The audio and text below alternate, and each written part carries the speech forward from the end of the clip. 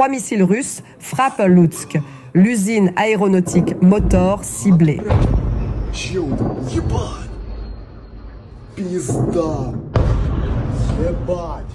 Ce matin, 3 missiles de croisière russes ont violemment frappé la ville ukrainienne de Loutsk, dans l'ouest du pays.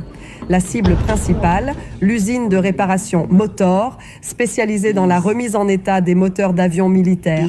Des images saisissantes montrent les projectiles s'abattre sur le site industriel, provoquant de puissantes explosions visibles à plusieurs kilomètres à la ronde. Aucune information précise n'a encore été communiquée sur les victimes potentielles ou les dégâts exacts. Mais l'attaque marque une nouvelle intensification des frappes russes contre les infrastructures stratégiques ukrainiennes. Moscou a frappé en direct Loutsk grâce aux caméras publiques. Ce qui rend l'attaque de ce matin encore plus glaçante, c'est que les forces aérospatiales russes auraient pu suivre en direct leurs frappes sur la ville de Loutsk.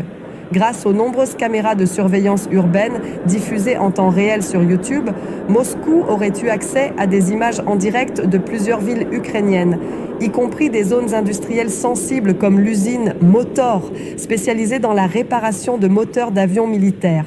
Une réalité technologique qui soulève de graves questions de sécurité nationale. Ces flux accessibles au public peuvent-ils être détournés à des fins militaires?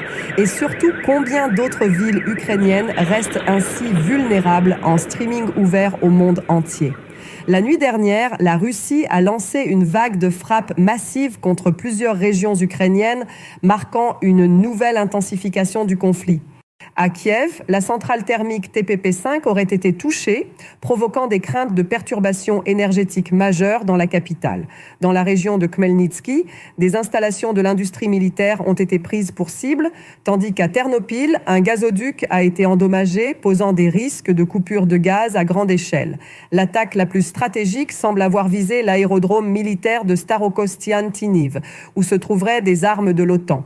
L'infrastructure aurait subi d'importants dommages. Des frappes simultanées ont également été enregistrées dans les régions de Kharkiv, Nikolaev, Jitomir, Rivne et Dnepropetrovsk, indiquant une coordination offensive à grande échelle des forces russes. Les autorités ukrainiennes n'ont pas encore communiqué le bilan humain de ces frappes, mais les dégâts matériels semblent considérables. Kherson, le siège de l'administration militaire régionale, détruit par une frappe russe. Nouvelle escalade dans le sud de l'Ukraine. Le bâtiment de l'administration militaire régionale de Kherson a été entièrement détruit lors d'une frappe ciblée menée par l'armée russe. Selon les premières informations, les frappes auraient été effectuées à l'aide de bombes planantes guidées Kaabe, capables de frapper avec une précision redoutable. La frappe visait en plein centre administratif de la ville, provoquant d'importants dégâts. Le bilan humain reste pour l'instant inconnu. Cette attaque intervient dans un contexte de pression militaire croissante dans la région de Kherson, toujours contestée entre les deux camps. Le ministre allemand de la Défense, la Russie doit être désignée comme menace principale par l'OTAN. À l'approche du prochain sommet de l'OTAN, le ministre allemand de la Défense, Boris Pistorius, a lancé un appel ferme. L'Alliance doit désigner officiellement la Russie comme sa principale menace sécuritaire.